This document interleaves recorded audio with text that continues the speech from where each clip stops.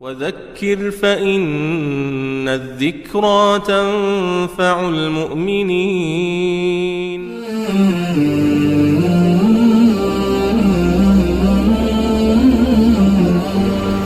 بسم الله الرحمن الرحيم. الحمد لله رب العالمين، والصلاة والسلام على سيدنا وحبيبنا محمد وعلى آله وأصحابه أجمعين. مرۆڤ بەردەوام ماندووە، بەردەوام لاشەی ماندووە. ئەم مرۆڤە هەر لە مناڵیەوە لە جوڵەدایە، بەردەوام ئەگە مرۆڤێکی تەندروست بێ بەردەوام لە جوڵەدایە و ئەم جەستەیە شەکەتە ماندوو بووە.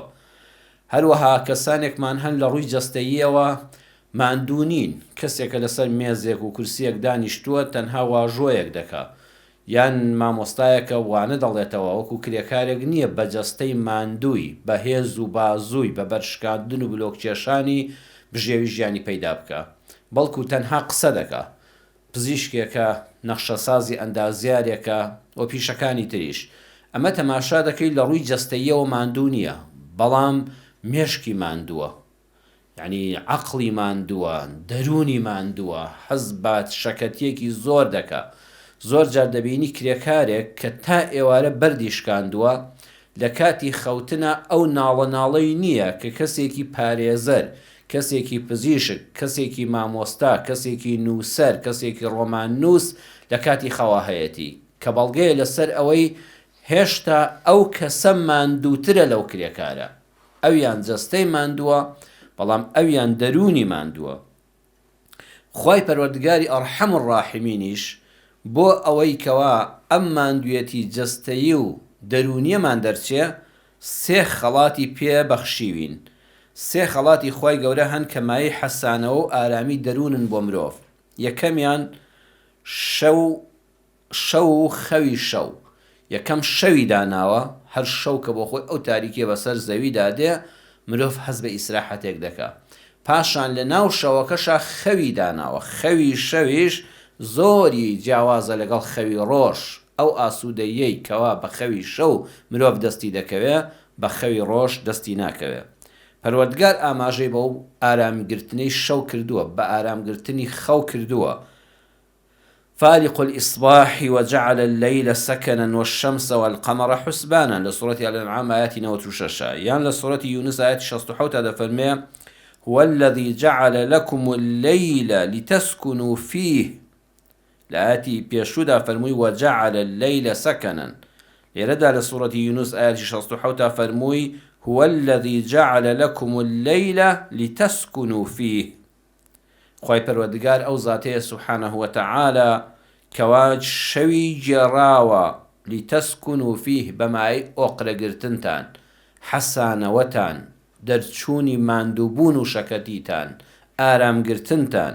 وجعل الليل سكنا، پەروەردگار شەوی گێڕاوە بەمایەی ئارامبوونەوە، کەواتە خەڵاتی خوای پەروەردگارە شەو و بوونی خەو لە شەودا. دووەم شت کە مرۆڤ ئارام دەکاتەوە ماڵە. ماڵ نەک خانوو، لێتان تێک نەچێ، خانوو مرۆڤ ئارام ناکاتەوە. خانوو بریتیە لە دیوارەکان سەقفێکی هەبێ، کارەبا و ئاوی هەبێ، شوێنی ئیسراحەت و خەوی هەبێ، ئەمە ماڵە، ئەمە خانووە. بەڵام ماڵ واتە ئەو ئەندامانی کەوا تیا دەژین تەبا و ڕەبا و خۆشەویستن، ئەوە دەبێتە ماڵ. والله جعل لكم من بيوتكم سكنا. پەروەردگار جێڕاوێتی لە ماڵەکانتاندا ئارامگرتن، حەوانەوە. بەڕاستی ئینسان لە هەر شوێنێکی ئەم سەرزەویەدا بێ، لە ماڵی هەر هاوڕێیەکی بێ، لە ماڵی براو خوشکی خۆی بێ، لە ماڵی دڵسۆزان و هاوکاران و هاوپیشەکانی بێ، ئیلا ئیسراحەتی نییە، حتا دەگەڕێتەوە ماڵەکەی خۆی. تەنها مرۆڤ لە ماڵی خۆیدا ئیسراحەتە. سێیەم هاوسەری ژیان کە سوکنایە و ئارامیە. ومن آياته أن خلق لكم من أنفسكم أزواجا لتسكنوا إليها. لسورة الروم آياتي 21 پەروەردگار دەفەرمێ لە نیشانەکانی دەسەڵاتی خوای پەروەردگارە کە لە هەر لە جنسی خۆتان وەل وەک تۆ مرۆڤە هاوسەرەکەت لتسكنوا إليها، بۆ ئەوەی لە کەناری ئەواندا ئارام بگرن. واتە پیا و لە هیچ شوێنێک ئارام ناگرێت تا لە کەناری هاوسرە حەڵاڵ و هاوژینە حەڵاڵەکەی خۆیدا نەبێ. کەواتە قورئان وشەی سوکنای بەکارهێنا بۆ شەو، بۆ ماڵ، بۆ هاوسەری ژیان. بەڵام شەو بە چیەوە دەبێتە مای ئارامی؟ خوای گەورە پێمان ببەخشێ بەم سێشتە جەستەی ساخ. ئەینا تۆ هەر جەستە نەخۆش بێ تا شەوگار درێژتر بێ بۆ تۆ ناڕەحەتترە. یەکەم جەستەی ساخ. دووەم دوژمنایەتیت نەبێ. ئەینا پەنا بەخوا دوژمندار لە شەوا زیاتر دەترسێ لە ڕۆژ. بۆ کەسێک کە خوا بمان پارێزێ، خوا ئەوانش ڕزگارکە کە تووشی دوژمنایەتی بوون بە ناڕەوا، ئەو کەسەیکەوە بەبێت چەک ناتوانێت بخەوێ، ناتوانێت لە خەوی شاچەکەکە لە لای تەنیشتیەوە نەبێ. شەو مایە ئارامی نییە، ئەبێت لە شەوا زیاتر لە حەزەرا بێ. کەواتە دووەم شت کە شەو دەکا بە مایە ئارامی سەلامەتیە، بێوەییە، ناحەزی کەس نەبی و کەس ناحەزت نەبێ. سێیەم دووربوون لە قەرزداری. بۆ کەسانی بەڕێزی وەکو جەنابتان کە خەم دەخوا، کە پێی عیبە قەرزەکەی وەرگرتەوە بە پیاوانە نەیداتەوە، واللهی بۆ ئینسانی قەرزار شەو زۆر ناڕەحەتە. تا بەیانی جەنگڵ دەدەی لەو جێگایەدا ئەم دیوا و دیو دەکەی لە تاوی ئەو قەرزاریە. خەوت لێ حەرام دەبێ، چاوەکانت ناچێتە خەوت، دەروونە دیسراحەت ناکە. کەواتە ئەگەر خوای گەورە سێشتی پێبەخشی جەستەی ساخ، بێوەی و سەلامەتی و دووربوون لە دوژمنایەتی، دووربوون لە قەرزاری و محتاجی دەستی خەڵک، ئەو خەوە ئەو شەوە دەبێتە ئارامی بۆت. دووەم ماڵ بە تەبایی و بێشەڕ و ئاژاوە مایە ئارامی ماڵە. کەی ماڵ دەبێتە شوێنی حەوانەوە، شوێنی ئارامگرتن، شوێنی حەسانەوە، کاتێک کە مرۆڤ تەبابێ لەگەڵ خێزانەکەی خۆیدا، لەگەڵ ماڵ و منداڵەکەیدا، و شەڕ و ئاژاوەی نەبێ. سێم هاوسەری ژیان. هاوسەری ژیانیش بەوە دەبێتە مایە ئارامی، بەیەکەوە بگونجێن و لە ناخی دڵی شەو یەکتریان خۆش بوێ.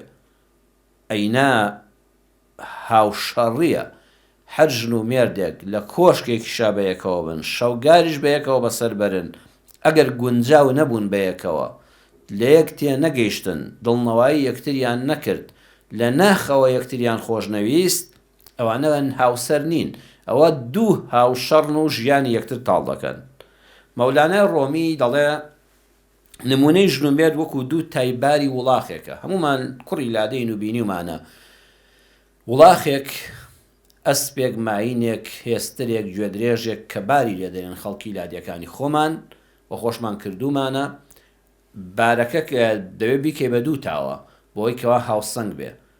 ئەم لای بابەتێکی تێدا ئەو لاش بە هەمان شێوە دەبێ هەمان بڕبێ، جاباری دارێک بێ، باری گەنمێک بێ، تای هەر شتێک بێ، ئەبێ ئەو دوانە وەکو یەک بن. ئەینا یەکیان قورستر بێ، یەکیان سووکتر بێ، ئەکەوێتە خوارەوە، بە کەڵک نایە. مەولانەی ڕۆمی زۆر جوان دەفەرمێ نمونەی ژن و مێرد وەکو تای باری وڵاخێکە، دوو تایباری وڵاخێکە، یەکیان سووک و یەکیان قورس بێ، دەکەوێتە خوارەوە. واتە دەبێت ئەم هاوسەنگێ ڕاگرن، پیاو بە دەوری خۆی هەستێ، ژن بە دەوری خۆی هەستێ.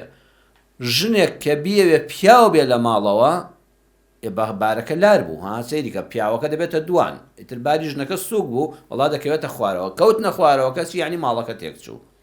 پیاوەکە بە دەوری خۆی ڕانەگا و دەوری پیاوەتی نەبینێ ببێ بەژن، دیسان باری ژنەکە قورس بوو، ئەم لا سووک بوو، دەکەوێتە خوارەوە. ئەبێ وەکو تای تەرازوو یەکیان قورس نەبێ و یەکیان سووک بێ، بەڵکو یەکسان دەورەکە ڕاگرن، هەر یەکیان بە دەوری خۆی.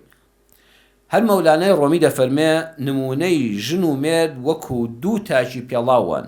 ڕێزم هەیە بۆ هەموو بیسەران و بینەران و خۆمان هەموو ژن و مێردەکانەوە نمونەکە بەوە دێنێتەوە بۆ تێگەیشتنی ئێمە. دەفەرمێ وەکو دوو تاکی پێڵاوان، ئەگەر ئەم دوو تاک پێڵاو وەکو یەک نەبن، یەکیان گەورە بێ یەکیان بچووک بێ، یەکیان ڕەنجێک بێ و ئەوەی تریان ڕەنگێک بێ، یەکیان لە مادەیەک دروستکرا بێ و ئەوەی تریان لە مادەیەکی تر دروستکرا بێ، هەم پێت ناشیرینە، هەم پێت عیبە خەڵک بدبینێ.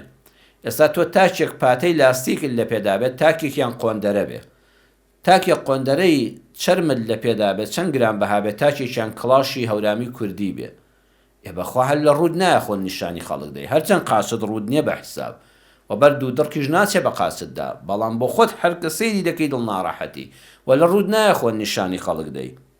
و لە دەرفەتێک دەگەڕی خۆت ڕزگارکەیلەوە جاری وەڵی وەڵی بە پێیپەتی بگەڕێن باشترە لەوەی کە تاکێکیان کڵاش بێت تاکێکیان پاتەی لاسیگیان خۆندەرە بێ یان تاکێکیان ڕقم 45 بێ تاکێکیان ڕقم 41 بێ لە پێتدا ئەمە زۆر ناشیرینن یعنی ئەم درێژە ئەم کورتە هەر خەڵک قاشت ڕوود بێ زۆر بەلایەوە ئاساییترە لەوەی ئەم مرۆڤە بۆ پێڵاوەکانی وایە یان بە شێتت دەزانێ یان عەقڵت ناتەواوە یان دەڵێ عەقڵی پێی نەشکاوە یان بۆ ئاوایە و چارەسەری ناکە وەڵاهی دەفەرمێ ژن و مێردیش ئاوان دەبێ ئاوا وەکو یەک لە درێژی و کورتیدا لە ڕەنگدا لە ڕوخساردا لە مادەدا لە پێکهاتندا وەکو دوو تاکی پێڵاو وابن ئەگەر جیاوازیان هەبێ وەکو باسمان کرد ئەوە لە دەرفەتی فڕێدانان یعنی ئەم ژنوویەدە لە دەرفەتێک دەگەڕێن لە یەک جا ببنەوە تازە بە یەکتر ناخۆن هەر پێت عیبە بڵێ ژیانی هاوسەریم ئاوایە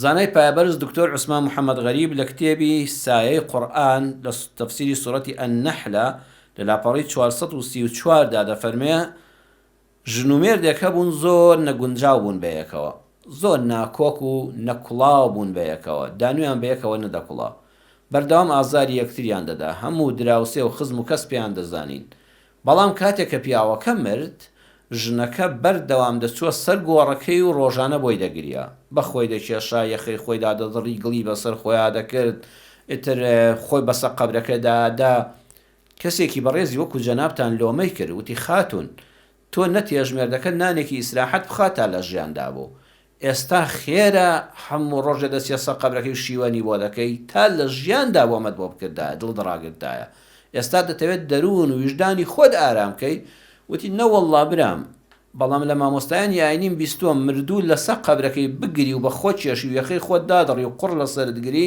ئەو مردوو عەزاب دەکێشێ ئەوە نەم داخ لە دڵایە بەرامبەر بۆ مێردەم ئەڵەم نەوەک لە قەبرا خوا ئیسراحەتی بداتێ و بحەسێتەوە لە خۆم دەدەم ناشکوری دەکەم گڵ بەسەر خۆما دەکەم یەخەی خۆمدا دەدڕم بەسەری خۆم دەکێشم قژم دەڕنمەوە بەس بۆ ئەوەی ئەو لە قەبرەکەیە عەزاب کێشێ ینی بەداخەوە ئەوە کە گەیشتە سەر ئەوە حەز دەکا لە قەبرەکەشە ئاسوودە نەبێ ئەوە هاوژینی نییە ئەوە هاوشەڕیە یادوی خۆم و ئێوەی دەخەمەوە بەڕێزان بەڕاستی ئەگەر ئەم سێ خەڵاتەی خوات هەبوو شەو بە ئیسراحەت و بێ ئازار خەوتی ماڵ و حاڵێکت هەبوو تێیدا حەوایتەوە لەبەر دەرگای خەڵک نەبووی ئاوارە نەبووی دەربەدەر نەبووی سێم هاوسەرێکی بەڕێز و تەبا و گونجا و بەڕێزت هەبوو بەخوا حەیفە خۆت پێ دەوڵەمەندترین کەسی سەرزەوی نەبێ هەر کەسێ ئەم سێ خەڵاتەی خوای گەورەی لەگەڵ بێ حەیفە خۆت پێ لە هەموو کەس دەوڵەمەندتر نەبێ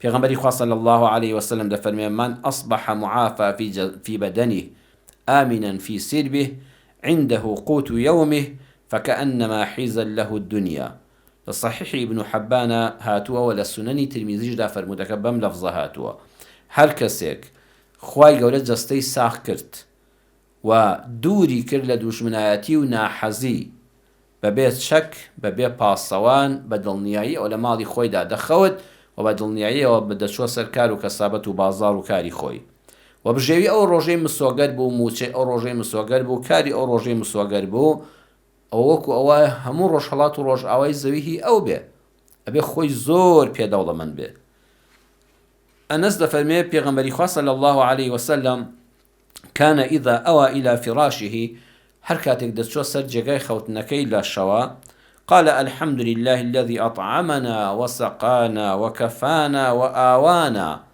فكم ممن لا كافي له ولا مؤوي لصحيح مسلم دا فرمودك هاتوا فالمستبسباس استعيش بو الله أو پروردگاري كوا خواردني پي بخشين الحمد لله ئێستا لە برسانە نین یعنی بە تێری دەخەوین چونکە خەڵکانێکن لە کاتی خەوە باوەڕکە لە جیهانە بە ملیۆن خەڵک هەیە شەو بە برسێتی دەخەوێ یا الله سوپاست دەکەم ئەم شەو من لەو کەسانە نیم لە برساندا خەوم لێ نەکەوێ وەسەقانە سوپاس بۆخوا ئاوی شیرین و پاکمان هەیە بەخوا خەڵک هەیە بە تینوێتی خەو بە ئاوە دەبینێ ئەوەندە لە تینوانە خەوتووە هەیە لە زیندانەوەیە هەیە ئاوێکی سارد و سازگاری دەست ناکەوێ هەیە ئاوی شیرینی پاشی ئەمەی دەست ناکەوێ خوای پەروەردگار سوپاست دەکەم کە ئێستا من بە تێراوی دەخەوم وەکەفانە سپاس بۆ ئەڵڵا سوبحانەهو وەتەعالا ماڵ و حاڵێکی پێبەخشین، بژێوی ژیانی پێبەخشین،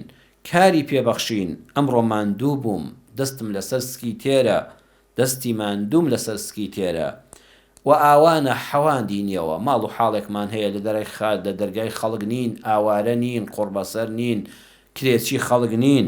فەکەم ممن لا کافیە لەه وەلا مؤوی. ئای چەندەها خەڵک هەیە کە خوا ئەم ناز و نیعمەتەی بە من بەخشیوە، ئێستا نە ماڵی هەیە، نە پەناگای هەیە، نە حاڵێکی خۆشی هەیە، نە نان و ئاوی هەیە.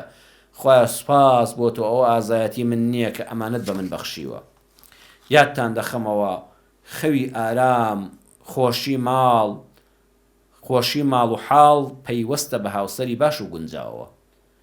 یعنی ئەگە دەتەوێت خەوەکەت خۆش بێ، ماڵەکەت کە خانووەکەتەوە بۆتە ماڵ بەهۆی هاوسەر و منداڵەکانتەوە ببێتە مای حەوانەوەت، ئەم دوانە بە هاوسەری باشی گونجاو دەبنە مای ئارامی. بەخوا جێگەی خەوەکەت چەندە خۆش بێ، سیستەمەکەت چەندە نەرم و گرانبەها بێ، خانووەکەت چەندە گەورە و گرانبەها بێ، لە ڕووی قەبارەوە گەورە بێ، 5 ژووری نووسنی هەبێ، 2 قات نەبێ 3 قات بێ، هەروەها لە ڕووی نرخەوە لە باشترین شوێنی شار و گرانترین گەڕک بێ، بای چەندەها دەفتەر دۆلار بێ، بە ملیۆن دۆلارت بە ڤێلاو خانووەکەتدا بێ، ئەوەی بەلایدا ڕۆیشت تەماشای کرد خۆزگەی پێ بخوازێ، ئەبێ ئەم کۆشکە ڕازاوەیە دیوی دەرەوەی ئاوایە ناوەی چی تێدا بێ، خۆزگەی پێ بخوازێ. ئەگەر هاوسەرەکەت لەگەڵت باش نەبێ، نەک چێژی لێ نابینی، بەخوا لێت دەبێ بە حەسرەت، نەک چێژی لێ نابینی، لێت دەبێ بە حەسرەت. بیر دەکەیتەوە خوایە من لە خانوم کەم نییە، لە ژووری نووسنم کەم نییە، لە ژووری میوانم کەم نییە، سفرەم هەموو جۆرە خواردنێکی لەسەرە، مەتبەخم گەرم و گوڕە. سوپاس بۆ خوای پەروەردگار، ئەم شەوگارە درێژ و خۆشە هەیە، بەڵام داخی گرانم ئەم ژنە یان ژنێک بە پیاوەکەی ئەم پیاوە ناهێڵێ من ئیسفادە لە ئەمە بکەم، هەر نەمبوویە باشتر بوو، لە زیاتی خۆشی ئەبێ بە حەسرەت بۆت. بەڵام بەخوا لەسەر حەسیرێکی ڕق بخەوی، ماڵەکەت تەنها 1 ژووری گڵ بێ، ئەگەر هاوسەرەکەت لەگەڵت باش بوو تۆ بەختەوەری، هیواداری لە داهاتوودا خۆشترین خانوو و جێگەی خەوت هەبێ. ئەگە ئێستا لەسەر حەسیر دەخەوی و 1 ژووری گڵینت هەیە، بەس هاوسەرەکەت لەگەڵت باش و گونجاو بێ، هیواداریت پێ دەبەخشێ. هیوادار دەبی ڕۆژێک من باشترین خانوم دەبێ، خۆشترین و نەرمترین و گرانترین شوێنی خەوم دەبێ، هیواداری ومێدەواری بۆ داهاتوو. بەڵام ئەگە هاوسەرەکە نەگونجاو بووی، لەوەش کە هەتە باشترین و گرانبەهاترین و نوێترین و چاکترین بێ، لێی بێزار دەبی. ژیان زۆر نمونەی جوانی هاوسەرانی تێدایە. دکتۆر حەسان شەمسی پاشا باسی دکتۆر محەممەد حەسان کە لە میسر بانخوازێکی گەورەیە، دکتۆر محەممەد حەسان ئەڵێ کەسێک دەناسم 16 ساڵە ژنەکەی لە نەخۆشخانەیە، لەژێر چاودێری پزیشکیدایە. چەند جار ئەم ژنە داوای لە پیاوەکەی کردۆ ژنێکی تر بێنە، هاوسەرێکی تر بەیەکەوە بنێ، تۆ نەنانێکی گەرم دەخۆی لەسەر سفرە، نە ئیسیفادە لەسەر جێگایەک دەکەی، نە لەگەڵ هاوسەرێکا دەخەوی، ژیانی تۆ لە نەخۆشخانە 16 ساڵە بە دیار منەوەیە. ئەڵە پیاوەکەی هەموو جار دەیوت نەئافرەت، ئێوە کاتانی کە من دڵ ناڕەحەت بووم، ئێوە کاتانی سەرەتای هاوسەرگیریمان کە من قەرزار و نەبوو بووم، یەک کەس نەبوو دڵنەواییم کە، ئێوارە کە ماندوێتی دەگەڕامەوە بەس تۆ دڵنەواییت دەکردم، تۆ پشت و پەنام بووی، تۆ دڵخۆشیت دەدامەوە، ئێستا دەبێت چۆن بێوەفا بم، ئەگە من نەخۆش بوومایە دڵنیام تۆ بە دیار منەوە دەبووی، چۆن من ئێستا قبول دەکەم وەکو جەستەت نەخۆشە دەروونت ئازار دەم بەوەی کەوا خەمێکی ترت بۆ زیاد کەم کە هاوژینێکی ترە. ئەو کاتانی کەوا دەستگیران بووین کە تازە یەکترمان ناسی، کە یەکترمان چوینە خانەی هاوسەریەوە بۆ سەرەتا، لە مانگی هەینگوینیدا چەند قسەی خۆشمان بەیەکەوە دەکرد، چەند بەڵێنی جوانمان بە یەکتری دەدا، چەند بەیەکەوە ئومێدەوار بووین بۆ داهاتوو. من هەر ئەو کاتانم لەبەر چاوە، ئەمە نمونە جوانەکانن. کەسی هەشە بە یەک بچووکترین شت دەرونی ژنەکەی ئازار دەدا. وەڵا ژنێکیکە دێنم ئەی ژنە پیرەکە ئەتکەم بە ژنی یەکەم دەبێ خانمی دۆمیش لەم ماڵەدا بێ. لە کوردەواریدا خەڵکمان هەبووە دوای 40-50 ساڵ تەمەنی هاوسەگیری کە پیاوەکە مردووە، حاجی ژن و توێتی یا ڕەبی حاجی لەم شەو زیاتر لە گۆڕان نەبی، بەیانی حاجی ژن بە سەلامەتی و بە ساقی چۆتە سەر سفرەی نانی بەیانی و مردووە. بۆ ئێوارەکەی لە تەنیش حازیەوە نێژراوە لە شەوێک زیاتر لە گۆڕەکەشا لێی دوور نەبووە. ومێدەوارم کوردی ئێمەی موسڵمان ئەم نمونە جوانانە زیندووکەینەوە. والسلام عليكم ورحمة الله وبركاته. وذكر فإن الذكرى تنفع المؤمنين